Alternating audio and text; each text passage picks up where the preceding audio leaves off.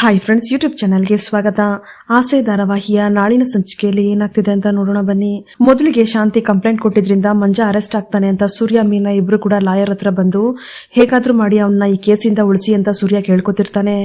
ಅವ್ನು ಯಾಕೆ ಈ ರೀತಿ ದುಡ್ಡನ್ನ ನಿಮ್ ತಾಯಿಂದ ಕದ್ದ ಅಂತ ಲಾಯರ್ ಕೇಳಿದಾಗ ನಡೆದ ವಿಷಯನೆಲ್ಲ ಸೂರ್ಯ ಮೀನಾ ಇಬ್ರು ಕೂಡ ಲಾಯರ್ ಹತ್ರ ಹೇಳ್ತಾರೆ.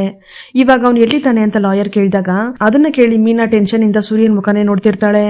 ಸರ್ ಅದು ಅಂತ ಸೂರ್ಯ ಹೇಳ್ತಿರ್ಬೇಕಾದ್ರೆ, ನೋಡಪ್ಪ ನೀವು ಪೊಲೀಸ್ ಹತ್ರ ಹೇಳ್ದೆ ಇದ್ರು ಪರವಾಗಿಲ್ಲ, ಆದ್ರೆ ನನ್ನ ಹತ್ರ ಹೇಳಿದ್ರೆ ಅಲ್ವಾ ಏನ್ ಮಾಡ್ಬೇಕು ಅಂತ ನಾನು ಯೋಚನೆ ಮಾಡೋದು. ಯಾರ ಹತ್ರ ಮುಚ್ಚಿಟ್ರು ಲಾಯರ್ ಹತ್ರ ಡಾಕ್ಟರ್ ಹತ್ರ ಮುಚ್ಚಿಡ್ಬಾರ್ದಪ್ಪ, ಎಲ್ಲಿದ್ದಾನೆ ಅಂತ ಹೇಳು ಅಂತ ಲಾಯರ್ ಕೇಳಿದಾಗ ಅದು ಸರ್ ನಾನು ನನ್ನ ಫ್ರೆಂಡ್ ಮನೇಲಿ ಇಟ್ಟಿದ್ದೀನಿ ಅಂತ ಸೂರ್ಯ ಹೇಳ್ತಾನೆ. ನೋಡಪ್ಪ ಜಾಸ್ತಿ ದಿವಸ ಅಲ್ಲೆಲ್ಲ ಇಡೋದಕ್ಕಾಗೋದಿಲ್ಲ, ನಿಮ್ ಪರಿಚಯ ಇರೋರು ನಿಮ್ ಸಂಬಂಧಿಕರು ಅಲ್ಲೆಲ್ಲ ಹೋಗಿ ಪೊಲೀಸರು ಹುಡುಕಾಡೋದಕ್ಕೆ ಶುರು ಮಾಡ್ತಾರೆ. ಅಷ್ಟರಲ್ಲಿ ಈ ಕೇಸ್ನ ಕ್ಲೋಸ್ ಮಾಡ್ಬೇಕು ಅಂತ ಲಾಯರ್ ಹೇಳಿದಾಗ ಸರ್ ಹೇಗಾದ್ರೂ ಮಾಡಿ ನನ್ನ ತಮ್ಮನ್ನ ಈ ಕೇಸಿಂದ ಬಚಾವ್ ಮಾಡಿ, ನನ್ನ ತಾಯಿನ ಬೇರೆ ಸ್ಟೇಷನ್ ಅಲ್ಲಿ ಕರ್ಕೊಂಡೋಗಿ ಕೂರಿಸ್ಕೊಂಡಿದ್ದಾರೆ ಅಂತ ಮೀನಾ ಹೇಳ್ತಾಳೆ. ಆಗ ಸೂರ್ಯ ಸರ್ ಮಂಜ ಬರ್ಲಿಲ್ಲ ಅಂದ್ರೆ ನಮ್ಮ ಮತ್ತೆ ಮೇಲೆ ಕೇಸ್ ಹಾಕ್ತೀನಿ ಅಂತ ಇನ್ಸ್ಪೆಕ್ಟರ್ ಹೇಳ್ತಿದ್ದಾರೆ ಸರ್ ಅಂತ ಹೇಳಿದಾಗ ಅದ್ ಹೆಂಗ್ ಹಾಕ್ತಾರಂತೆ ಕೇಸ್ನ, ಚಾನ್ಸೇ ಇಲ್ಲ, ಸುಮ್ನೆ ನಿಮ್ಗೆ ಭಯ ಪಡಿಸೋದಕ್ಕೋಸ್ಕರ ಈ ರೀತಿ ಹೇಳಿದ್ದಾರೆ, ನೀವೇನು ಭಯ ಪಡಬೇಡಿ, ನಾನು ಇನ್ಸ್ಪೆಕ್ಟರ್ ಹತ್ರ ಮಾತಾಡ್ತೀನಿ ಅಂತ ಲಾಯರ್ ಹೇಳ್ತಾರೆ. ಸರಿ ಸರ್ ಆಯ್ತು, ಮಂಜನ್ನ ಇದರಿಂದ ಸಿಕ್ಕಾಕೊಳ್ದೆ ಇರೋ ರೀತಿ ಬಚಾವ್ ಮಾಡೋದಕ್ಕಾಗುತ್ತೆ ಅಲ್ವಾ ಅಂತ ಸೂರ್ಯ ಕೇಳಿದಾಗ ನೋಡಪ್ಪ ಈ ತರದ ಕೇಸ್ಗಳೆಲ್ಲ ಕೋರ್ಟ್ಗೆ ಹೋಗದೆ ಇದ್ರೇನೆ ಒಳ್ಳೇದು, ಅದಕ್ಕೆ ಸ್ವಲ್ಪ ದುಡ್ಡು ಖರ್ಚಾಗುತ್ತೆ, ಪರವಾಗಿಲ್ವಾ ಅಂತ ಲಾಯರ್ ಕೇಳಿದಾಗ ಸರ್ ದುಡ್ಡ ಎಷ್ಟು ಖರ್ಚಾಗ್ಬೋದು ಅಂತ ಸೂರ್ಯ ಕೇಳ್ತಾನೆ. ಅದೆಲ್ಲ ಇನ್ನೊಂದು ರೂಟಪ್ಪ, ಅದನ್ನ ಆಮೇಲೆ ಹೇಳ್ತೀನಿ, ಆದ್ರೆ ಯಾವುದೇ ರೀತಿ ಖರ್ಚೆ ಇಲ್ಲದೆ ನಿಮ್ ಕೇಸ್ನ ಕ್ಲಿಯರ್ ಆಗೋ ಒಂದು ರೂಟ್ ನಾನು ಇವಾಗ ಹೇಳ್ತೀನಿ, ಕೇಳಿಸ್ಕೊ ಅಂತ ಲಾಯರ್ ಹೇಳಿದಾಗ ಹೌದಾ ಸರ್ ಏನದು ಅಂತ ಸೂರ್ಯ ಕೇಳ್ತಾನೆ. ಕಂಪ್ಲೇಂಟ್ ಕೊಟ್ಟಿರೋರಿಗೆ ಕೇಸ್ನ ವಾಪಸ್ ತಗೊಂಡ್ರೆ ಕಂಪ್ಲೇಂಟ್ ಆಗೋದಿಲ್ಲಪ್ಪ, ಈ ಕಡೆ ಕೇಸು ಆಗೋದಿಲ್ಲ ಅಂತ ಲಾಯರ್ ಹೇಳಿದಾಗ ಅದನ್ನ ಕೇಳಿ ಸೂರ್ಯ ಮತ್ತೆ ಮೀನಾ ಇಬ್ರು ಕೂಡ ಒಬ್ರ ಮುಖ ಒಬ್ರು ನೋಡ್ಕೋತಿರ್ತಾರೆ. ನಿಮ್ ತಾಯಿ ಹತ್ರ ಹೋಗಿ ಕೇಸ್ನ ವಾಪಸ್ ತಗೋ ಅಂತ ಹೇಳಿದ್ರೆ ಒಂದೇ ದಿವಸದಲ್ಲಿ ಕೇಸೆಲ್ಲ ಮುಗ್ದೋಗುತ್ತಪ್ಪ ಅಂತ ಲಾಯರ್ ಹೇಳಿದಾಗ ಸರ್ ಅವರು ಕಂಪ್ಲೇಂಟ್ ನ ವಾಪಸ್ ತಗೊಳ್ಳೋ ತರ ಕಾಣಿಸ್ತಿಲ್ಲ ಅಂತ ಸೂರ್ಯ ಹೇಳ್ತಾನೆ. ಕೇಸ್ನ ವಾಪಸ್ ತಗೊಳ್ಳೋದಕ್ಕೆ ಒಪ್ಕೊಂಡ್ರೆ ಸರಿ, ಇಲ್ಲ ಅಂದ್ರೆ ಬೇರೆ ದಾರಿ ನೋಡಿದ್ರೆ ಆಯ್ತು, ಅದಕ್ಕೆ ಅಂತ ಸ್ವಲ್ಪ ದುಡ್ಡು ಖರ್ಚಾಗುತ್ತೆ, ನೀವೇನ್ ತಲೆ ಕೆಡಿಸ್ಕೋಬೇಡಿ, ಹೋಗ್ ಬನ್ನಿ ಅಂತ ಲಾಯರ್ ಹೇಳಿದಾಗ ಸರಿ ಆಯ್ತು ಅಂತ ಮೀನಾ ಸೂರ್ಯ ಅಲ್ಲಿಂದ ಹೊರಟು ಮನೆಗೆ ಬರ್ತಾರೆ. ನಂತರ ಏನ್ರಿ ಇದು ಲಾಯರ್ ಈ ರೀತಿ ಎಲ್ಲ ಹೇಳ್ಬಿಟ್ರಲ್ಲ, ಏನ್ ಮಾಡೋದು ಅಂತ ಮೀನಾ ಕೇಳಿದಾಗ ನೋಡೆ ಇದಕ್ಕಿರೋದು ಒಂದೇ ದಾರಿ, ಹೇಗಾದ್ರೂ ಮಾಡಿ ಸಕ್ಕರೆನ ಒಪ್ಸಿ ಕೇಸ್ನ ವಾಪಸ್ ತಗೊಳ್ಳೋ ರೀತಿ ಮಾಡ್ಬೇಕು ಅಂತ ಸೂರ್ಯ ಹೇಳ್ತಿರ್ತಾನೆ. ಅತ್ತೆ ಒಪ್ಕೋತಾರೇನ್ರಿ ಅಂತ ಮೀನಾ ಕೇಳಿದಾಗ ನಾವು ಕೇಳಿದ್ರೆ ಅವ್ರು ಖಂಡಿತವಾಗ್ಲೂ ಒಪ್ಕೊಳ್ಳೋದಿಲ್ಲ ಕಣೆ, ಆದ್ರೆ ಅಪ್ಪ ಕೇಳಿದ್ರೆ ಯಾವ್ದಕ್ಕೂ ಒಂದ್ಸಲ ಯೋಚನೆ ಮಾಡಿದ್ರು ಮಾಡ್ಬೋದೇನೋ ಅಂತ ಸೂರ್ಯ ಹೇಳ್ತಾನೆ. ಅಲ್ಲ ರೀ ಆವತ್ತೇ ಮಾವ ಹೇಳಿದ್ರಲ್ವಾ ಇದ್ರಲ್ಲಿ ನಾನೇನು ಮಾಡೋದಕ್ಕಾಗೋದಿಲ್ಲ ಅಂತ, ಹೀಗಿರ್ಬೇಕಾದ್ರೆ ನಾವ್ ಹೇಗ್ರಿ ಹೋಗಿ ಕೇಳಕ್ಕಾಗತ್ತೆ ಅಂತ ಮೀನಾ ಕೇಳಿದಾಗ ಅವತ್ತೇನೋ ಕೋಪದಲ್ಲಿದ್ರು ಕಣೆ, ಬಾ ಇವತ್ತು ಒಂದ್ಸಲಿ ಮಾತಾಡ್ ನೋಡೋಣ ಅಂತ ಸೂರ್ಯ ಹೇಳ್ತಾನೆ. ನಂತರ ಸೂರ್ಯ ರಂಗನಾಥ್ ಅವ್ರ ಹತ್ರ ಹೋಗಿ ಅಪ್ಪ ನಾನ್ ನಿನ್ನ ಹತ್ರ ಮಾತಾಡ್ಬೇಕು ಅಂತ ಹೇಳಿದಾಗ ಅದೇನು ಅಂತ ಹೇಳೋ ಅಂತ ರಂಗನಾಥ್ ಅವ್ರು ಕೇಳ್ತಾರೆ. ಅಪ್ಪ ನೀನ್ ಸ್ವಲ್ಪ ಮನ್ಸ್ ಮಾಡ್ರಿ ಎಲ್ಲ ಸರಿ ಹೋಗುತ್ತಪ್ಪ ಅಂತ ಸೂರ್ಯ ಹೇಳಿದಾಗ ಅದೇನು ಅಂತ ಸರಿಯಾಗಿ ಹೇಳ್ತಿರೆ ತಾನೆ ನನಗೂ ಅರ್ಥ ಆಗುತ್ತೆ, ಅದೇನು ಅಂತ ಬಿಡಿಸೇಳು ಅಂತ ರಂಗನಾಥ್ ಅವ್ರು ಕೇಳ್ತಾರೆ. ಅಷ್ಟರಲ್ಲಿ ಮನೋಜ ಬಂದು ಹತ್ರ ನಿಂತ್ಕೋತಾನೆ. ಆಗ ಸೂರ್ಯ ಅಪ್ಪ ಮಂಜನ್ನ ಪೊಲೀಸರು ಹುಡುಕ್ತಿದಾರಪ್ಪ ಅಂತ ಹೇಳಿದಾಗ ಅವ್ನ್ ಮಾಡಿರೋ ತಪ್ಪಿಗೆ ಪೊಲೀಸರು ಹುಡುಕ್ತೆ ಇನ್ನೇನೋ ಮಾಡ್ತಾರೆ ಅಂತ ರಂಗನಾಥ್ ಅವ್ರು ಕೇಳ್ತಾರೆ. ಮವ ಅವ್ನ್ ಮಾಡಿರೋ ತಪ್ಪು ನಿಜಾನೇ, ಇಲ್ಲ ಅಂತ ನಾನು ಹೇಳ್ತಿಲ್ಲ, ಆದ್ರೆ ಅವ್ನ್ ಜೈಲಿಗೆ ಹೋದ್ರೆ ಅವ್ನ ಜೀವನ ಏನಾಗುತ್ತೆ ಮವ, ಈ ತರ ನಿಮ್ ಹತ್ರ ಬಂದ್ ಕೇಳ್ತಿರೋದು ತಪ್ಪೇ ಮವ, ಆದ್ರೆ ನನಗ್ ಬೇರೆ ದಾರಿ ಕಾಣಿಸ್ತಿಲ್ಲ, ಏನೇ ಇದ್ರು ಕೂಡ ಅವ್ನ್ ನನ್ನ ತಮ್ಮ ಅಂತ ಮೀನಾ ಹೇಳಿದಾಗ ಅಪ್ಪ ಲಾಯರ್ ಕೇಸ್ ವಾಪಸ್ ತಗೊಂಡ್ರೇನೆ ಮಂಜ ಜೈಲ್ಗೆ ಹೋಗದೆ ಇರೋ ರೀತಿ ತಡಿಯಕ್ಕಾಗೋದು ಅಂತ ಹೇಳಿದಾರಪ್ಪ, ಸಕ್ರೆ ಹತ್ರ ನೀನೊಂದ್ಸಲ ಮಾತಾಡಪ್ಪ ಅಂತ ಸೂರ್ಯ ಹೇಳ್ತಾನೆ. ಅದಕ್ಕೆ ರಂಗನಾಥ್ ನೋಡೋ ಸೂರ್ಯ, ಒಂದ್ ಒಳ್ಳೆ ವಿಷಯಕ್ಕಾದ್ರೆ ಯಾರತ್ರ ಆದ್ರೂ ಹೋಗಿ ಬೇಡ್ಕೊಂಡ್ರು ತಪ್ಪಿಲ್ಲ, ಆದ್ರೆ ಇದು ಆತರ ವಿಷಯ ಅಲ್ಲ ಕಣೋ, ಇದನ್ನ ನಾವ್ ಯಾರತ್ರ ಹೋಗಿ ಸಹಾಯ ಕೇಳಿದ್ರು ಕೂಡ ಅವ್ರು ನಮ್ಮನ್ನೇ ಬೈಯೋದು ಅಂತ ರಂಗನಾಥ್ ಅವ್ರು ಹೇಳ್ತಿರ್ಬೇಕಾದ್ರೆ ಅಪ್ಪ ನೀನ್ ಹೇಳೋದೆಲ್ಲ ಕರೆಕ್ಟ್ ಆಗೇ ಇದ್ಯಪ್ಪ, ಅವನು ಆತರ ಎಲ್ಲ ಮಾಡಬಾರ್ದಾಗಿತ್ತು, ಆದ್ರೆ ಕಳ್ತನದ ಬುದ್ಧಿ ಇಟ್ಕೊಂಡು ಕಳ್ತನದ ದಾರಿಲೇ ದೊಡ್ಡ ವ್ಯಕ್ತಿ ಆಗ್ಬೇಕು ಅನ್ನೋ ಹುಡುಗ ಅಲ್ಲಪ್ಪ ಅವನು, ಏನೋ ಕೋಪದಲ್ಲಿ ಮಾಡ್ಬಿಟ್ಟಿದ್ದಾನಪ್ಪ, ಅದನ್ ಬಿಟ್ರೆ ಅವ್ನ ಮನ್ಸಲ್ಲಿ ಆ ರೀತಿ ಎಲ್ಲ ಏನು ಇಲ್ಲ, ಇನ್ಮೇಲೆ ಅವ್ನ ಆ ರೀತಿ ಎಲ್ಲ ಯಾವ್ದು ತಪ್ಪು ಮಾಡದೇ ಇರೋ ತರ ನಾನು ನೋಡ್ಕೋತೀನಿ, ಒಂದೇ ಒಂದ್ಸಲಿ ನೀವು ಸಕ್ಕರೆ ಹತ್ರ ಮಾತಾಡಪ್ಪ ಪ್ಲೀಸ್ ಅಪ್ಪ ಅಂತ ಸೂರ್ಯ ಕೇಳ್ಕೊತಿರ್ತಾನೆ. ಆಗ ಮನೋಜ ರಂಗನಾಥ್ ಹತ್ರ ಬಂದು ಅಪ್ಪ ಇವ್ನ್ ಹೇಳ್ದ ಅಂತ ಹೋಗಿ ಅಮ್ಮನ ಹತ್ರ ನೀವೇನು ಮಾತಾಡ್ಬಿಡಿ ಅಂತ ಹೇಳಿದಾಗ ಲೇ ಪೆಂಗ್ಯ ನೀನ್ ಹತ್ರ ಯಾರಾದ್ರೂ ಕೇಳಿದ್ರೆ ನಾವು ಸುಮ್ನೆ ನಿಂತ್ಕೊಡು ಅಂತ ಸೂರ್ಯ ಬೈತಾನೆ.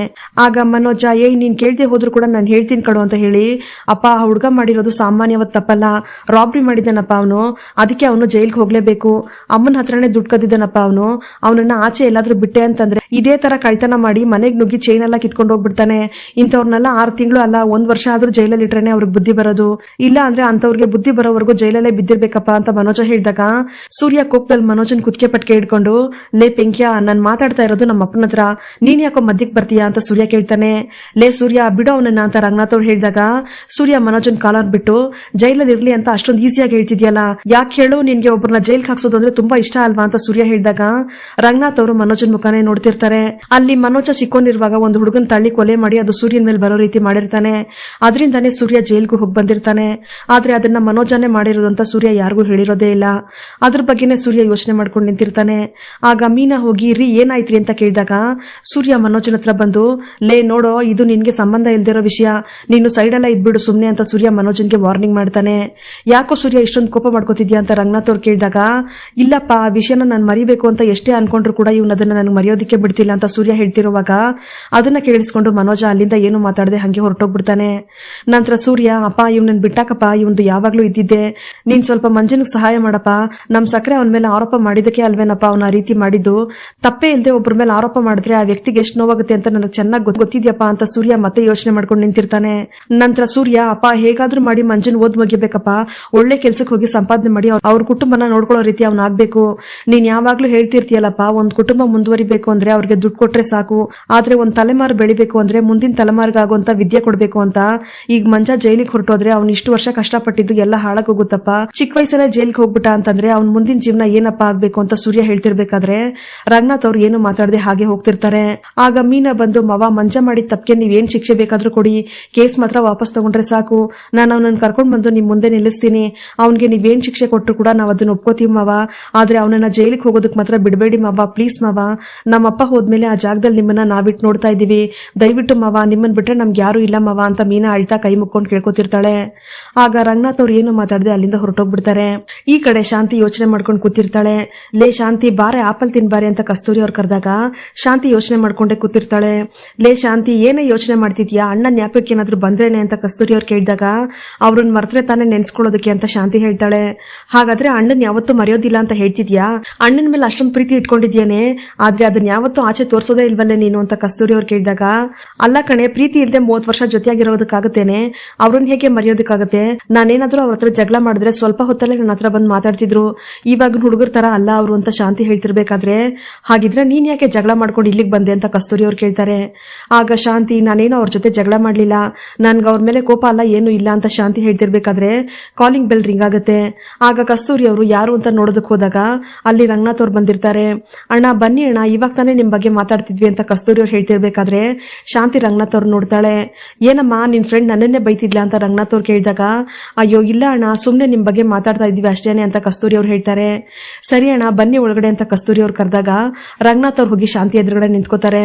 ಆಗ ಶಾಂತಿ, ಬನ್ರಿ ಹೇಗಿದ್ದೀರಾ ಅಂತ ಕೇಳಿದಾಗ, ಹಾ ಚೆನ್ನಾಗೇ ಇದ್ದೀನಿ, ನೀನ್ ಹೇಗಿದ್ದೀಯ ಅಂತ ರಂಗನಾಥ್ ಅವ್ರು ಕೇಳ್ತಾರೆ.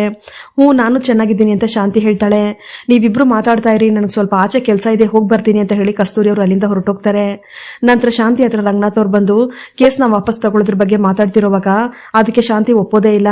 ನೋಡೇ ಶಾಂತಿ, ದೊಡ್ಡವರಾಗಿ ನಾವೇ ಕ್ಷಮಿಸಬೇಕು, ನಾವೊಬ್ರನ್ನ ಕ್ಷಮಿಸಿದ್ರೆ ನಮ್ಗೆ ಕ್ಷಮೆ ಅನ್ನೋದು ಸಿಗುತ್ತೆ, ನಾನು ಮಂಜ ಮಾಡಿದ ತಪ್ಪನ್ನ ಮರ್ತು ಹೋಗು ಅಥವಾ ಅದನ್ನ ಕ್ಷಮಿಸ್ಬಿಡು ಅಂತ ಹೇಳ್ತಾ ಇಲ್ಲ, ಅವನು ಬದಲಾಗಿ ಬಾಳೋದಕ್ಕೆ ಒಂದು ಸಂದರ್ಭನ ಸೃಷ್ಟಿ ಮಾಡ್ಕೊಡು ಅಂತ ಕೇಳ್ತಾ ಇದ್ದೀನಿ ಅಷ್ಟೇನೆ, ಚೆನ್ನಾಗಿ ಯೋಚನೆ ಮಾಡಿ ಒಂದು ನಿರ್ಧಾರಕ್ಕೆ ಬಾ ಅಂತ ರಂಗನಾಥ್ ಅವ್ರು ಹೇಳಿದಾಗ, ಸರಿ ರೀ, ನೀವು ಇಷ್ಟೊಂದು ಕೇಳ್ತಿದ್ದೀರಾ ಅಂತಂದ್ರೆ ನಾನು ಆ ಕಂಪ್ಲೇಂಟ್ ನ ವಾಪಸ್ ತಗೋತೀನಿ ಅಂತ ಶಾಂತಿ ಹೇಳ್ತಾಳೆ.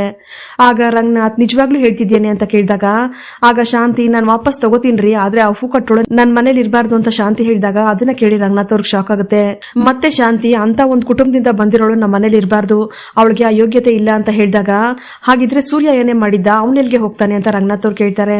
ಅವನ್ಗೆ ಅವಳೇ ಬೇಕು ಅಂತಂದ್ರೆ ಅವಳ ಜೊತೆನೆ ಸೇರಿ ಅವನು ಆಚೆ ಹೋಗ್ಬೋದು ಅಂತ ಶಾಂತಿ ಹೇಳಿದಾಗ, ಲೇ ಶಾಂತಿ, ನೀನೇ ಮರ್ತಿದ್ಯಾ ಅನ್ಸುತ್ತೆ ಕಣೆ, ಅವನು ನಮ್ಮ ಮಗನೇ, ಅವನ ಮೇಲೆ ಯಾಕೆ ನಿನ್ಗೆ ಸ್ವಲ್ಪನೂ ಪ್ರೀತಿ ಕರುಣೆ ಅನ್ನೋದೇ ಬರ್ತಿಲ್ಲ, ಅವರಿಬ್ರು ಚೆನ್ನಾಗಿ ಬದುಕ್ತಾ ಇದಾರೆ ಕಣೆ, ಅವರಿಬ್ರನ್ನ ಆಚೆ ಹೋಗು ಅಂತ ಹೇಳೋದು ತಪ್ಪೆ ಅಂತ ರಂಗನಾಥ್ ಅವ್ರು ಹೇಳ್ತಾರೆ.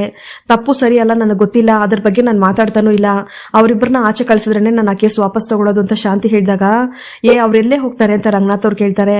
ಅವ್ರೆಲ್ಲಾದ್ರೂ ಹೋಗ್ಲಿ ನನ್ಗೇನು, ಅವರಿಬ್ರು ಮನೇಲಿದ್ರೆ ಅವರಿಂದ ನನ್ಗೆ ಸಮಸ್ಯೆ ಜಾಸ್ತಿ ಆಗೋದು, ಅವಳೇನಾದ್ರೂ ಅಲ್ಲೇ ಇದ್ಲು ಅಂತಂದ್ರೆ ಇವಳಿಂದಾಗಿ ಇಬ್ರು ಸೊಸೆಯಂದ್ರು ಮನೆಯಿಂದ ಆಚೆ ಹೊರಟೋದ್ರು ಹೋಗ್ತಾರೆ, ಯಾಕಂದ್ರೆ ಅವರಿಬ್ರು ದೊಡ್ಡ ಮನೆಯಿಂದ ಬಂದಿರೋರು, ಈ ಹೂ ಕಟ್ಟೋಳಿಂದ ಅವರಿಬ್ಬರನ್ನ ನಾನು ಕಳ್ಕೊಳ್ಳೋದಕ್ಕೆ ಇಷ್ಟಪಡೋದಿಲ್ಲ ಅಂತ ಶಾಂತಿ ಹೇಳ್ತಿರ್ಬೇಕಾದ್ರೆ, ಇದೇ ಕಣೆ ನಿನ್ನ ಹತ್ರ ಇರೋ ಒಂದು ದೊಡ್ಡ ಸಮಸ್ಯೆ ಅಂದ್ರೆ ಎಲ್ರನ್ನೂ ಸಮವಾಗಿ ನೋಡುವಂತ ಬುದ್ಧಿನೇ ಇಲ್ವಲ್ಲೇ ನಿನ್ಗೆ, ಯಾವಾಗ ನೋಡಿದ್ರೆ ಮೀನನ್ನೇ ಬೈತಾ ಇರ್ತೀಯ, ಎಲ್ಲದನ್ನು ಸಹಿಸ್ಕೊಂಡು ಅವಳು ಆ ಮನೇಲಿ ಇರೋದೇ ಹೆಚ್ಚು, ಇಷ್ಟು ದಿವಸ ಮೀನ ಜೊತೆ ಮಾತಾಡ್ತಿದ್ದಲ್ಲ ಅದೇ ರೀತಿ ಬೇರೆ ಸೊಸೆಯಂದ್ರ ಜೊತೆ ಮಾತಾಡ್ ನೋಡ್ ನೀನು, ಮಾರನೇ ದಿನಾನೇ ಅವರಿಬ್ರು ಗಂಟು ಮುಟ್ಟೆ ಕಟ್ಕೊಂಡು ಹೊರಗಡೆ ಹೋಗ್ಬಿಡ್ತಾರೆ, ಈಗೇನು ಕೇಸ್ ವಾಪಸ್ ತಗೋತೀಯಾ ಇಲ್ವಾ ಅಷ್ಟೇ ಹೇಳಿ ಸಾಕು ಅಂತ ರಂಗನಾಥ್ ಅವ್ರು ಕೇಳಿದಾಗ, ನಾನು ಹೇಳಿದ್ನಲ್ಲ, ನೀವು ಮನೆ ಬಿಟ್ಟು ಅವರಿಬ್ಬರನ್ನ ಆಚೆ ಕಳ್ಸೋವರೆಗೂ ನಾನು ಮನೆಗೆ ಬರೋದಿಲ್ಲ, ಕೇಸನ್ ಕೂಡ ವಾಪಸ್ ತಗೊಳ್ಳೋದಿಲ್ಲ ಅಂತ ಶಾಂತಿ ಹೇಳ್ತಾಳೆ.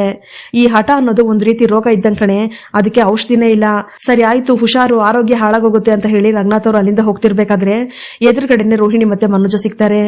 ಏನಪ್ಪ ಇಲ್ಲಿಗೆ ಬಂದಿದ್ಯಾ ಅಂತ ಮನೋಜ ಕೇಳಿದಾಗ, ಅತ್ತೆ ನಮ್ಮ ಮನೆ ಕರ್ಕೊಂಡು ಹೋಗಿ ಬಂದಿದ್ರಮ್ಮವ ಅಂತ ರೋಹಿಣಿ ಕೇಳ್ತಾಳೆ.